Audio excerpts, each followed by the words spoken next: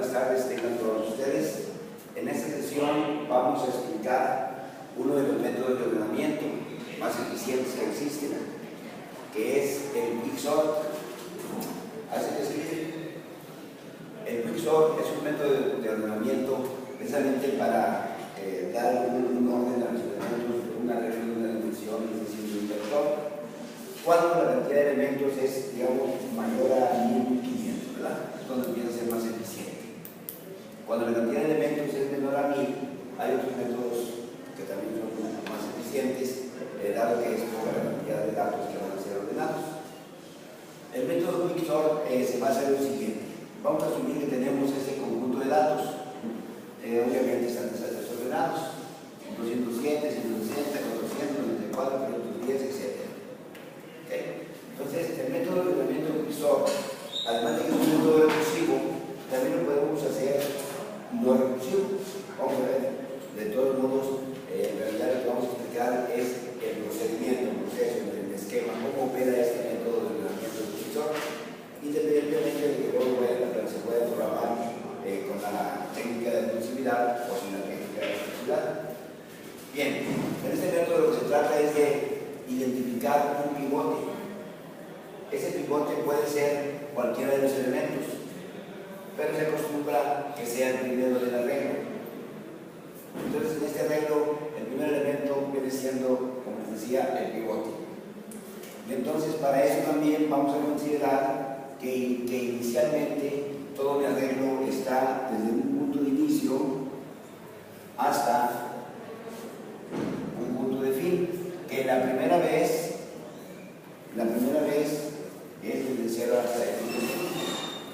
Y ya con esto el procedimiento es como sigue. Tomamos el pivote y vamos a hacer una búsqueda a lo largo de este segmento de elementos desde el inicio hasta el fin. Una búsqueda en donde vamos a buscar de qué manera y en qué lugar de ese vector debo de colocar el valor del pivote. Lo vamos a colocar de tal forma que a la izquierda de él queden todos los menores que el pivote y a la derecha del pivote queden todos los mayores al pivote. Veamos, si el pivote es el 207, el valor es 207, yo voy a hacer un recorrido de todo esto y voy a ir identificando los menores al valor 207, que es el valor del pivote. Pero para eso, primero necesitamos, digamos, contar cuántos valores hay en el vector, que sean menores al pivote. ¿Para qué? Porque de esa manera voy a saber dónde debo de colocar el pivote. Entonces, ese es el primer proceso, ¿verdad? Desde el inicio hasta fin, que es inicialmente, como decía hace un momento, desde 0 hasta n-1, es el tamaño del segmento con el que voy a trabajar. Entonces vamos a contar cuántos elementos hay menores al pivote. Aquí tenemos 1, 2, 3, 4, 5, 6, 7, 8, 9 valores menores que el pivote. Como hay 9 valores menores, pues quiere decir que el pivote debe quedar en la posición, en la 10ª posición de este vector. ¿Por qué? Porque a la izquierda van a quedar todos los menores que él. Entonces debo de dejar a la izquierda el espacio suficiente para luego colocar ahí todos los valores menores que el pivote. Entonces, para eso les decía, vamos a contar primero cuántos son los menores. Luego, después de eso, hago un intercambio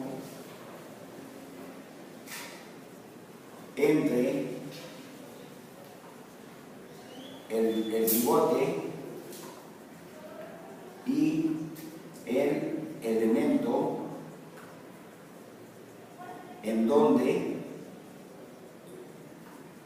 almacenaré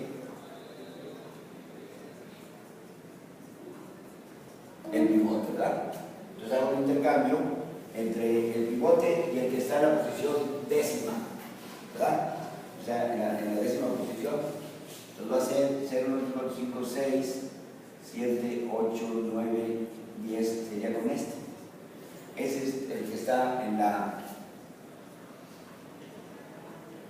décima posición,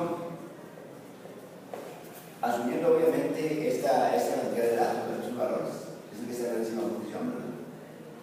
Entonces hago el intercambio, eso ya lo harán ustedes a nivel de programación, intercambio, y aquí voy a colocar el valor 49 y acá voy a colocar el valor 207. ¿Ok? Hago ese intercambio. Ahora voy a empezar un proceso en el que debo de colocar a la izquierda de este 207 todos los menores al 207. ¿Ok?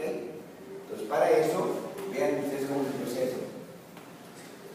Inicio de izquierda a derecha en el segmento que es inicio y fin, que originalmente es el nivel 1, la 3, y voy a ir buscando el primer mayor que el pivote. Me empiezo a mover y me detengo en el primer valor que sea mayor que el pivote. Una vez que hago eso, empiezo otro recorrido a partir de la siguiente posición donde almacené el pivote y voy a buscar el primer menor del pivote. Voy a buscar el primer menor. Bueno, de hecho aquí lo tengo, es el 72, pero para que esto se vea más didáctico, lo voy a cambiar, ¿verdad? Y voy a ver que sea este, ¿verdad? Aquí tengo el primer menor del pivote. Pero aquí tengo el primer menor del pivote y aquí el que era mayor que el pivote, en el segmento de la izquierda. Está en la posición R y el otro digamos que está en la posición K. Voy a intercambiar los dos valores para que este menor quede del lado izquierdo del pivote y que este que es mayor pasarlo al lado derecho del pivote. Entonces aquí voy a poner el 144 y del otro lado pongo el 400 y así lo intercambiará. Y eso, entonces repito el proceso a partir de donde me quedé, ¿verdad? En ambos lados. Este valor verde y el valor K los debo de conservar. Y repito el proceso. Nuevamente hago el recorrido hasta encontrar de nuevo, digamos, la nueva R. Es decir, el siguiente elemento mayor que el pivote. Y acá hago lo mismo, continúo hasta encontrar de nuevo la nueva R, la nueva K, y encontrar el siguiente elemento menor que el pivote. Y hago lo mismo, los intercambio. De esa manera estaré pasando todos los mayores del pivote que están aquí al otro lado donde está el pivote, porque el pivote me tocó estar aquí, ¿verdad?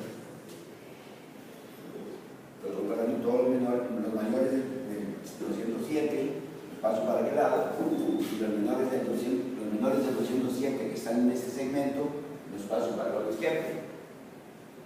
Entonces ya después de eso, como ya termino, pues ya hemos colocado todos los menores que el pivote a su izquierda y todos los mayores que el pivote a su derecha. Y ahí ya tengo la primera parte del proceso. Entonces, este pivote con valor 207, originalmente, ¿verdad? Que aquí lo coloqué. Lo más importante de este proceso es que en ese momento ese valor 207 ya está exactamente donde le corresponde. Ahí ya se va a quedar dentro del ordenamiento, ¿están de acuerdo? Porque todos los menores que están a su izquierda y todos los mayores están a su derecha. Ahí es igual que le corresponde, es que no se va a mover.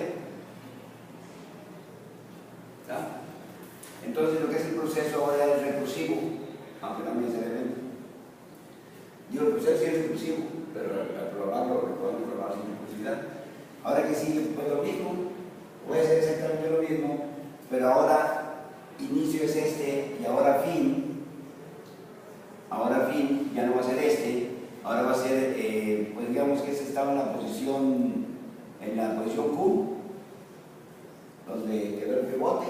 Entonces fin va a ser ahora, digamos, Q-1. Si la posición Q es que me quedó el pivote originalmente, pues el segmento con el que voy a trabajar es el de la izquierda, es decir, hasta Q-1.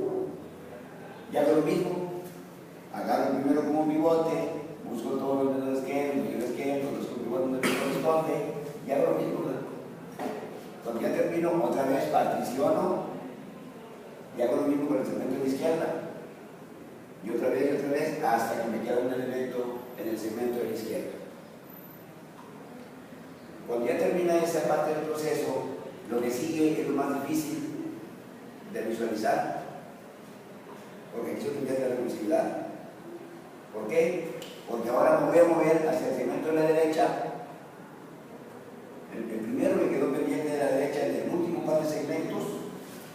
Agarro el primero de la derecha, repito, del último par de segmentos, lo agarro y aquí empiezo otra vez el procedimiento recursivo de que agarro el pivote, lo particiono, pongo los dedos a la izquierda, los dedos a la derecha, y así lo voy haciendo hasta que ya me queda uno. Y luego me regreso y hago lo mismo con el otro segmento, y así, hasta que voy ampliando y va quedando ordenado. Esa es la idea general. No es muy directo captarlo en la primera, pero para eso el video, para que nos vayamos repasando. Nada, te van a repasar esto. Ya luego lo haremos con un poquito más con un ejemplo un poco más despacio, pero la idea general es esa. Entonces ya cuando termino con este segmento, se pasa para acá, ya hago lo mismo. Agarro el pivote, lo coloco donde le corresponde, y luego hago el mismo procedimiento donde todos los mayores que están a la izquierda los paso a la derecha del pivote, y todos los menores que están aquí los paso a la izquierda del pivote. Y luego me muevo hacia el segmento de la izquierda, y así hasta que me queda uno, y otra vez al de la derecha, y empiezo el procedimiento otra vez con los de la izquierda. No es tan fácil. Por ello es que el concepto de la recursividad, primero lo debo de aprender con la herramienta didáctica y lenguaje de programación en el local. Ahí es donde está la clave, para poder entender cómo es la recursividad. Entonces, porque ¿qué es lo que hay que estar guardando? Tenemos que estar guardando una pila, y esto es la recursividad, ponemos una pila. Para poder mantener ese proceso, vamos a necesitar estar guardando una pila, que es lo que vamos a ver en la próxima sesión, que es una pila. Vamos a tener que estar guardando una pila las posiciones de los segmentos que estoy dejando pendiente de atender. Este es el truco de esto, ¿verdad? Tengo que estar guardando en una pila el valor de los índices de cada segmento que estoy dejando pendiente de atender. Por ejemplo, cuando me moví hacia el segmento de la izquierda originalmente, yo tuve que haber guardado estos índices para acordarme cuando venga de regreso. Y luego cuando esté trabajando con ese segmento y que me tenga que mover hacia el segmento de la izquierda, tengo que guardar también en la pila el valor de estos índices para saber dónde me quedé pendiente. Porque voy a quedar pendiente de estos y aquellos y no los demás. Y así sucesivamente. Se asume que en este momento ya deben estar muy cerca, si no es que ya lo hicieron, de ver el tema de la recursividad. Recuerden que en la plataforma están los documentos para las funciones especiales de I0, PRED y SUB, y el manejo de parámetros para funciones. Y luego hay también 4 documentos sobre el tema de la recursividad. Bueno, digamos 3 documentos, porque luego viene el 4º documento, habla de la doble recursividad, que eso ya es un poquito más elaborado. Pero todo eso lo vamos a necesitar, ¿verdad?, de manera muy clara. Es decir, sin la más mínima duda. ¿Ok? Bien, ese es el tema, digamos, de la primera sesión sobre el tema del método